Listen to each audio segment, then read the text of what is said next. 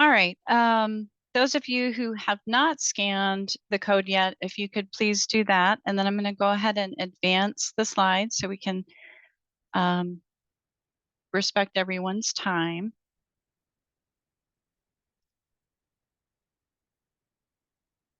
Okay, definitely. I know sometimes the file, when people join after it's been shared, it's not accessible. So let me drop the file into the chat once again.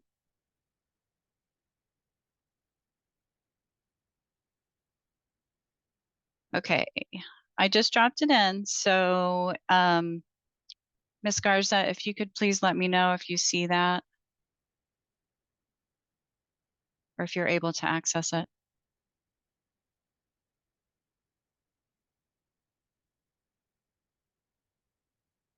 Okay, great.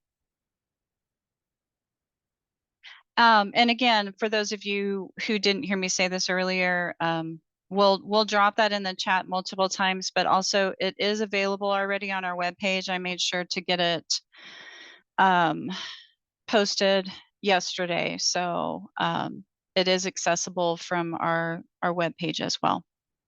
I'm going to go ahead and begin our training to, as I mentioned, to respect everyone's time. Hopefully you were able to scan this QR code and do your check-in. Well, looks like I froze up.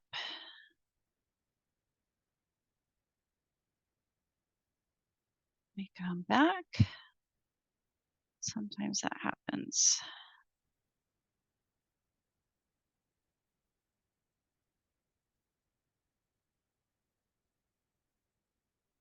Try again. Let's see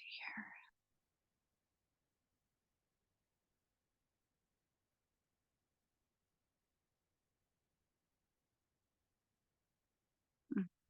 Okay. It's not moving for me. Okay, there we go. Sorry about that. Sometimes when it sits for too long, it'll freeze up on you. First of all, thank you so much for being here with us this morning. We genuinely just wanted to extend our hand in support and wanted to facilitate this training so that we could just give an overview of some of the things that we've seen with the reviews we've done of the Special Education Consolidated Federal Grant application and some of the amendments that we've initiated. We've seen, you know, a fair amount of amendments that were related to the BS 6016 schedule line 1 and the alignment of that schedule line 1 with the 2021-2022 IDEA B LEA MOE final compliance review report. So we wanted to extend our hand in support to you all in the hopes that that this training could help you in the process of submitting those amendments, or if I know there's been some confusion about which page of the report to utilize, so we hope to clear some of that up today. My name is Laura Salazar. I'm the Post-Award Compliance Unit Manager. And I also hopefully have Nellie Nino in here with me. She is our team lead, and she will be co-presenting this morning. She'll be monitoring the Q&A and the chat as we go. If you have a question that comes up, please feel free to pose that question in the chat or the Q&A, and we will do our best to answer all your questions during the course of this training. We also have Kathy Lovett here with us this morning. Because you may have questions that are more, you know, her expertise, and she would be a better person to answer that question. So she graciously volunteered to be here with us this morning as well. We, again, are the Post-Award Compliance Unit, and we're housed within the Federal Fiscal Compliance and Reporting Division. Before we get into the content, I do have to share this disclaimer with you. I'm sure you've seen it before, but But in essence, what this is saying is that we are presenting to you our most current understanding of the content that's being shared, and it does not constitute legal advice. If you require legal advice, then you would want to seek legal counsel for guidance and information.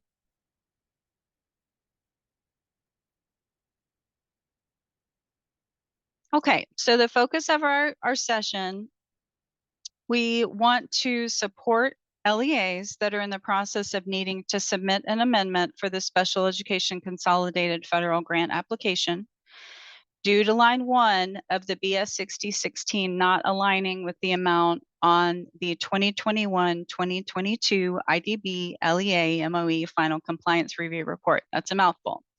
In this session today, we will walk through how to log into Teal, making sure you have the right access to the GFFC reports and data collections.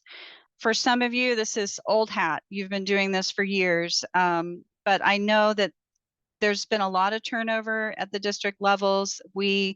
From our feedback from LEAs, we've also found that there are a lot of people that are maybe not new to the district, but they have the new responsibility of handling the grant application. So we don't want to take anything for granted with what we're covering this morning. So we will show you how to access the GFFC reports and data collection. We will walk through how you would find the 2021-2022 IDB LEA MOE Final Compliance Review Report. We will show you some examples, or one example of how to utilize that report to complete line 1 on the BS 6016 schedule. And then also those of you who are totally new to initiating an amendment, we also included a slide on that to make sure that we have that support in place for you. So first of all, we wanted to share, the actual eligibility requirement and what this all relates to.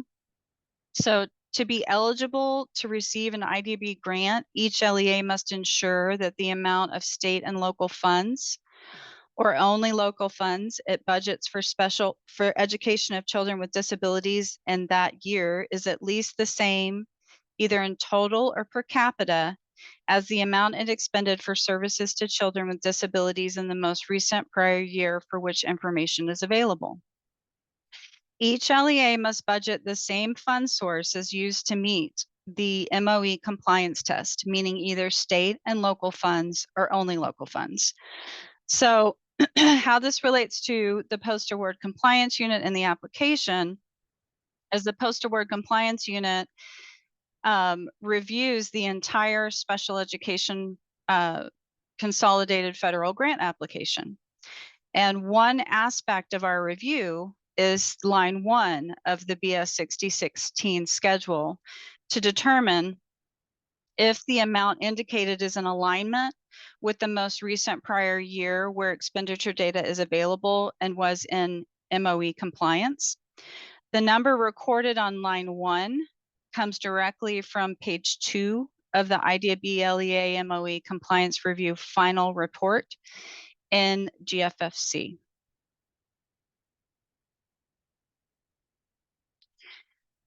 So speaking of the GFFC, we just wanted to make sure that everyone understands where to find the GFFC reports and data collections. And again, I do want to acknowledge that some of you have been doing this for many years and you know exactly where you're going, but we have had some feedback where LEAs aren't certain where to find the report. So you would log into Teal. You would, if you have access to the GFFC reports and data collection, you would see that once you log in. If you find that you don't have the proper access, you're going to want to initiate an add and modify access. It won't be instantaneous, but it'll start the process of that being approved so that you have access to the proper information that you need in order to complete the application. So if you would like, feel free while we go through these slides to actually log into the system to pull your report and to review it. If that would be helpful for you, please feel free to do that real time. If you prefer to just kind of take in the information and then go back in later, that's up to you as well. Just know that if you would like to access it right now, we'll help to walk you through those steps in the slides, and also we'll be monitoring the chat and the Q&A. Are there any questions so far with what I've covered?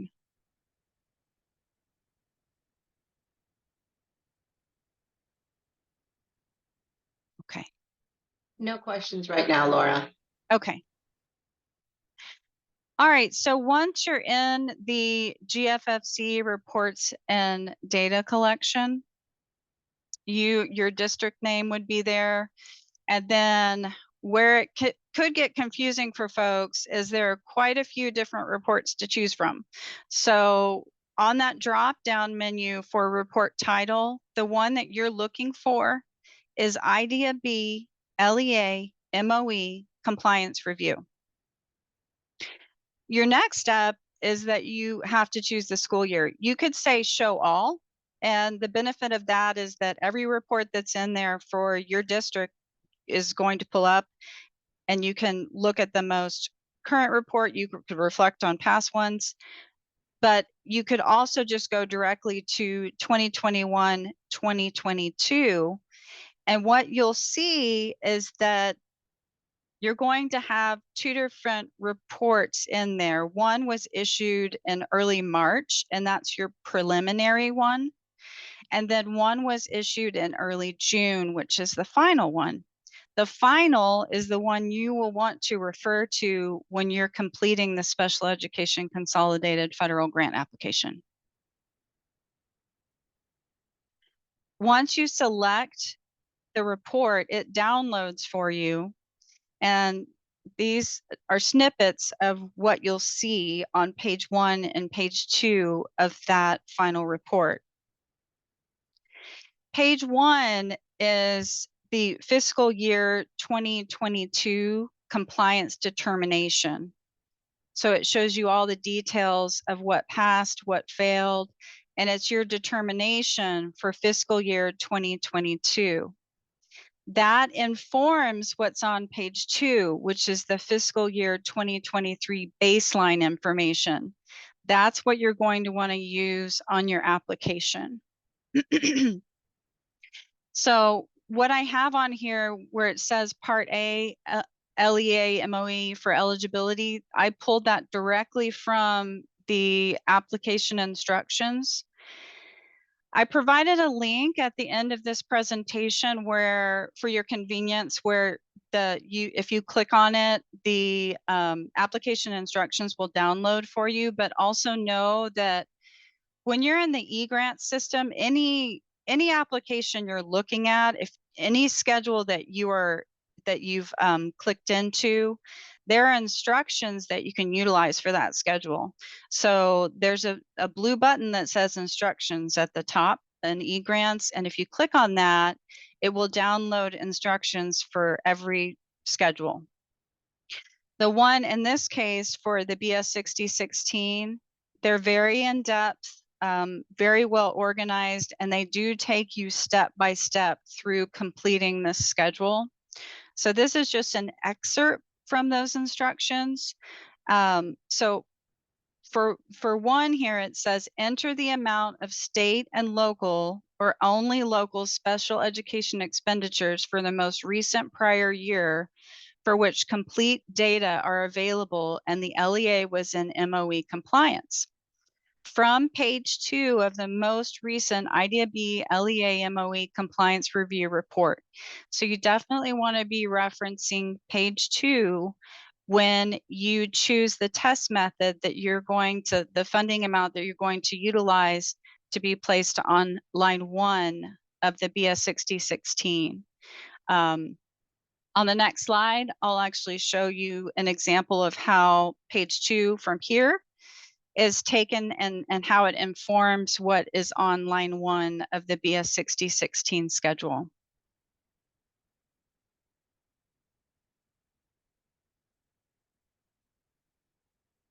So utilizing that same page 2 that we were just looking at, it's a district level decision which test test method you'll be utilizing.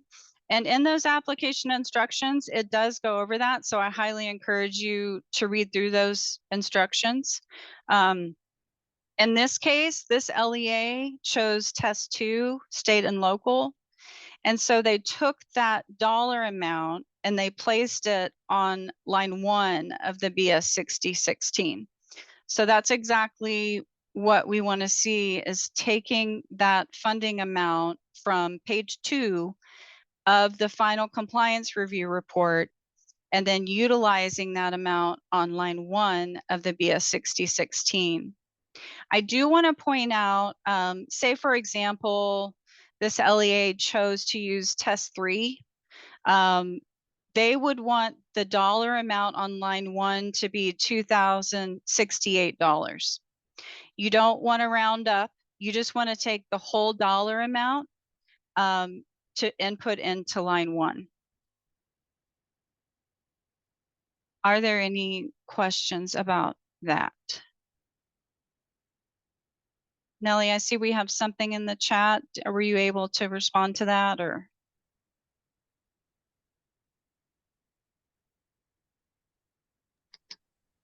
I'm seeing them asking for and you posting the accessing the GFFC report.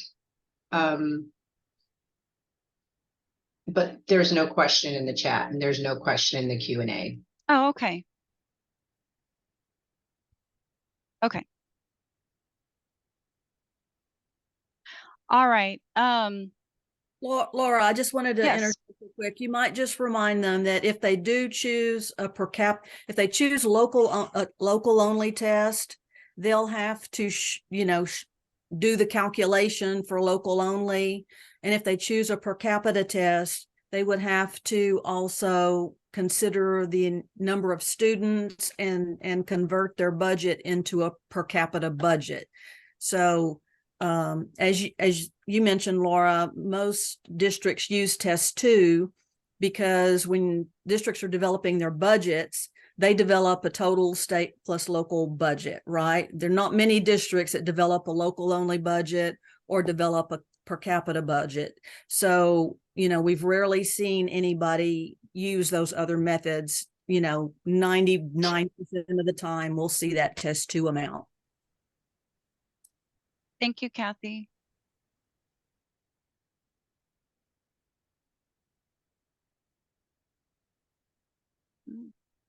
Okay.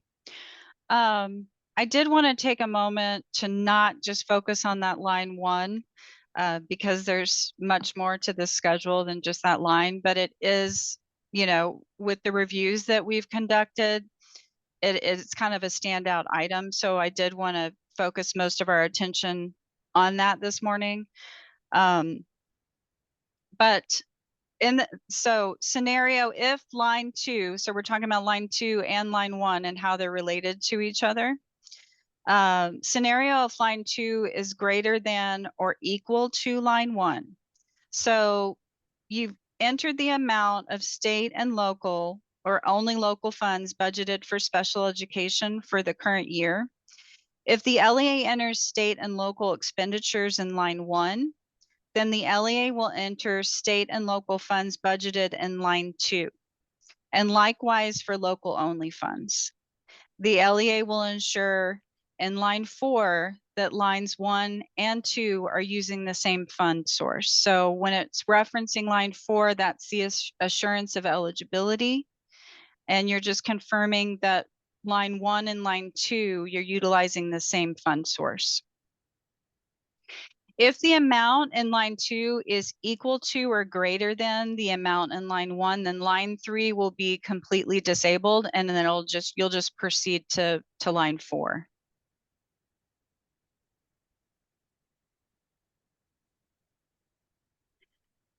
Another scenario, if line 2 is less than line 1, in that event, sorry, if the amount in line 2 is less than the amount in line 1, a justification field in line 3 will be enabled. And the LEA must select an appropriate justification for the budget reduction in line 3.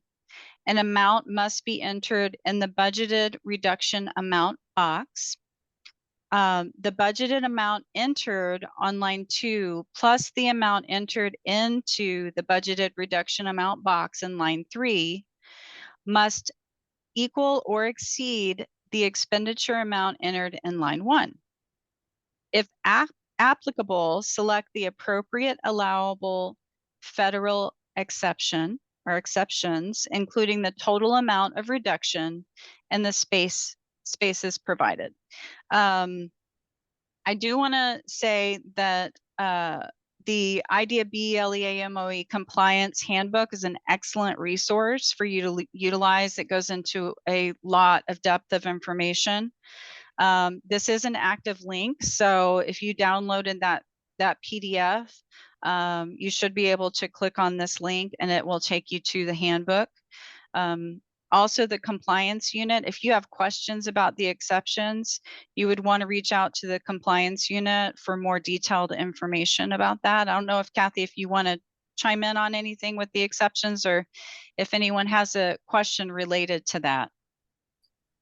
Yes, the line 3, as Laura mentioned, are the 5 federally allowable exceptions to IDEA MOE compliance. So these are the only allowable reasons or exceptions or justifications for why an LEA's expenditures were lower than the last compliant year. And so we have an exceptions workbook that districts submit after they get their preliminary results if they are not meeting compliance for any one of the 4 tests.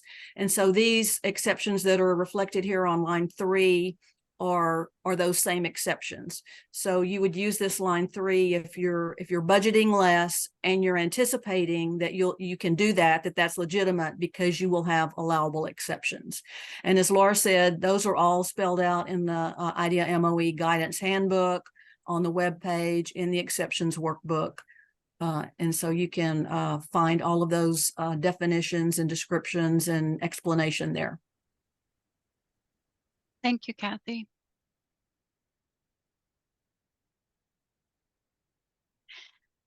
Okay, before I move on to just the initiating of the amendment, are there any questions related to the content that we covered so far?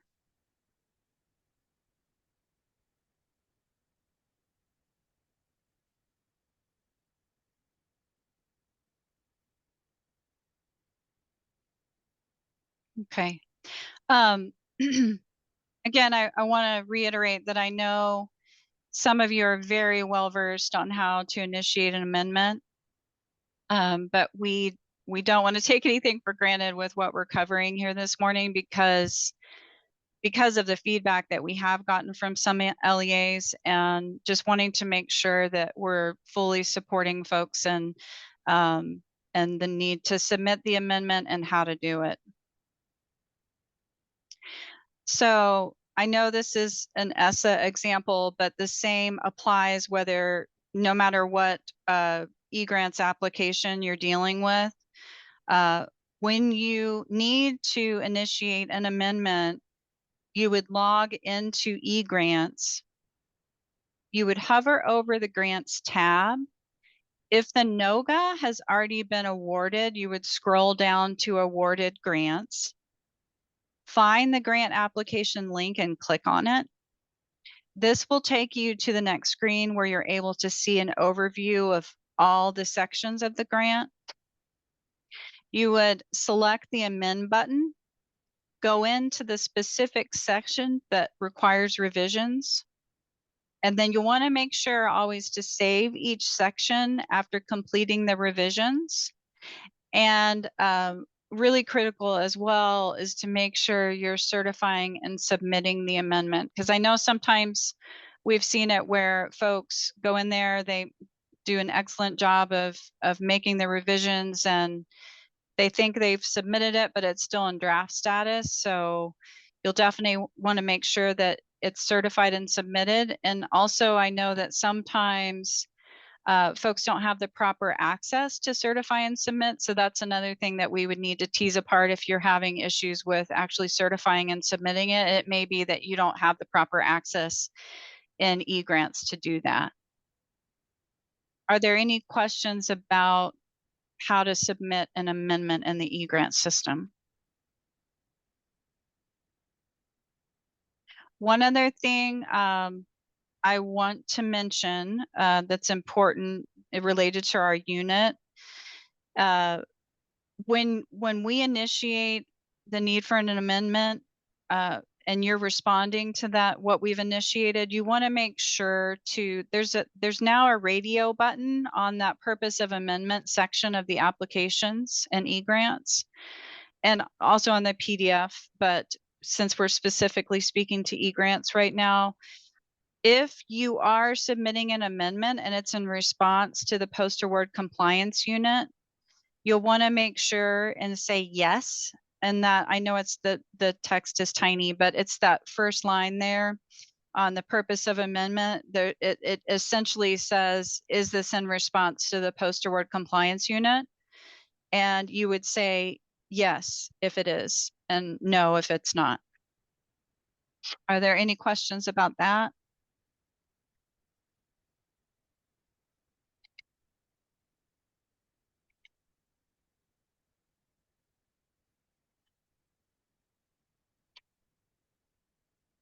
Nellie, it looks like we have a question. Did you be able to answer that? I'm still not seeing. Okay, let's see. So the question is, when you want to change your anticipated exception, you must submit an amendment, correct? Yes, because if you're making a change to any of that information on the application, you would want to go in there and select that. Is there anything you want to add to that, Kathy, or?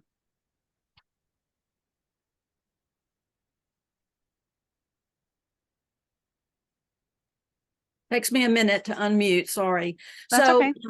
so when we're approving exceptions, you know, when we're looking at officially submitted exceptions, we go by the exceptions workbook. We don't cross-check with the grant application or, you know, the BS 6016 to see if they match. So yes, we want that section to be as accurate as possible, but that's not where that's not the official place for submitting exceptions. That's your planning section. And you're saying, this is what I'm planning. This is what I'm thinking right now.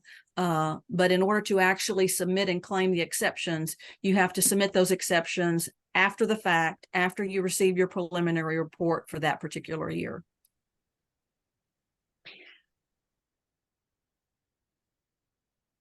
Thank you, Kathy.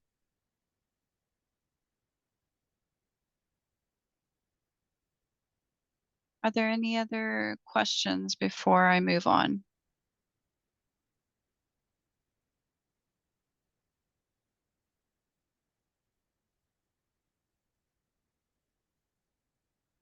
Okay.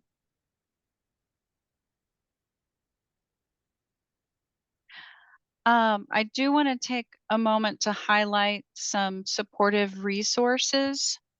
I mentioned in the beginning that there's a link to the BS 6016 schedule instructions, and here it is. This is an active link if you downloaded that PDF version of the presentation. Again, these are very thorough instructions, very well organized, and an excellent resource for you to review. The Federal Fiscal Compliance and Reporting website, ton of information on there, not just about this or about our unit, but I encourage you, if you have questions or want more information about all the different aspects of our division, you can utilize that link there. In addition to that, I've incorporated a link here for the Idea B Maintenance of Effort webpage. And on that webpage, there's a ton of information and training resources, and the handbook is on that page. So I highly encourage you to reference that page and to review all the wonderful resources that Kathy's unit has worked very diligently to post on that page. In addition to that, I wanted to share with you our webpage, the Post Award Compliance Unit. All of the trainings that we've facilitated are posted on that page. There are links to other web pages where there might be pertinent information related to the grant applications that might be of significance to you.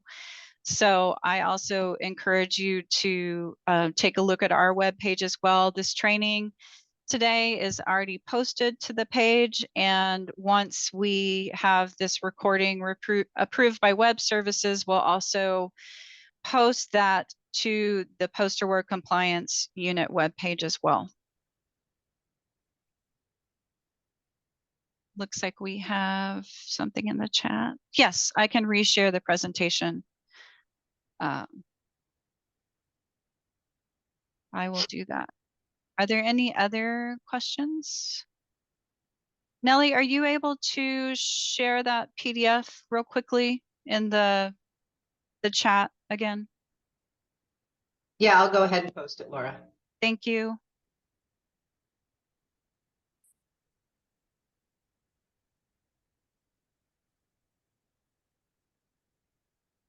Okay. Oops. Took me out of where I wanted to be there. Let me get back to the presentation. Okay, so again, any questions before we move on to the next step here? And if something occurs to you after, please feel free to reach out to us. I do have our contact information on the presentation as well. And also, if it's a question more for Kathy's unit, then you would want to utilize the compliance email address. Let's see. Laura, there's something in the chat. Mm-hmm. They're asking if there is a part 2 CEIS, which is the bottom section of BS 6016. Do we have to complete it? And then how do you know if you are CEIS or CCEIS? Kathy, you want to respond to that one? Yes. CEIS is Coordinated Early Intervening Services, and it's a voluntary set aside for LEAs that want to use part of their federal IDEA MOE, their SPED money, to do interventions in order to prevent students from being identified as a student with a disability. CCEIS, that's Comprehensive Coordinated Early Intervening Services, and that is required. That is a required 15% set aside for those LEAs that have been identified as having significant disproportionality. Now, significant disproportionality is calculated and determined by the Special Education Division. So those LEAs that have been identified, they receive notification letters from the SPED Division. Now, last year there were so those students that are identified, those LEAs that are identified as significant disproportionality and are required to reserve the CCEIS, or Comprehensive Coordinated Early Intervening Services, they could reserve those funds in the year that they're notified, or the following year. So those LEAs that were notified last year completed a survey and let us know if they were going to reserve last year or this year. And then I do understand that from the SPED division that there were 57 LEAs identified in the current year, and they either just got their letters or they're about to get their letters. And so there will be a survey link within that letter that asks those identified LEAs if they're reserving CCEIS in the current year or in the following year, 24-25. So remember, CEIS with one C is voluntary, and you could reserve up to 15% to develop a plan for struggling students. CEIS with the double C, that's mandatory, and those LEAs are notified by the SPED division. Thank you, Kathy. Mhm. Any other questions?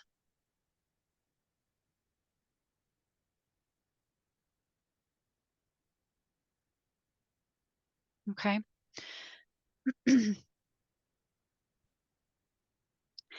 So contact information, we have a general mailbox for the post-award compliance unit. You're more than welcome to utilize that mailbox with any questions that you have.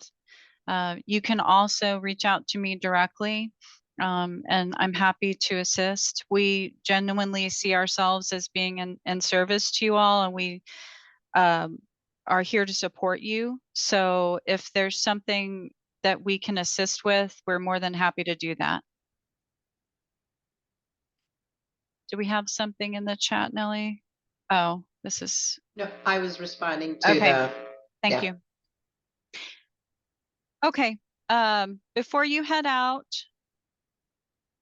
if you could please take a moment, and this is our new system. We have the QR code for check-in, and then there's a QR code that leads you to a quick survey. I believe it's 5 multiple choice questions. And then if you have specific feedback beyond, answering a multiple choice question, there is a field to provide that. And I believe it also allows you to indicate if you would like to be contacted by us in response to your feedback, which we're happy to do. So if you wouldn't mind taking a moment to scan this QR code and respond to the survey, we would really appreciate it, because we definitely utilize your feedback. We read it, we take it to heart, and we try to make adjustments and do things that are in assistance to you to make things better.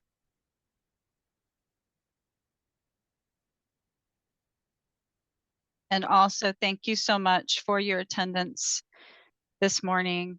And if you have questions, again, that come up after the course of the training, please reach out to us.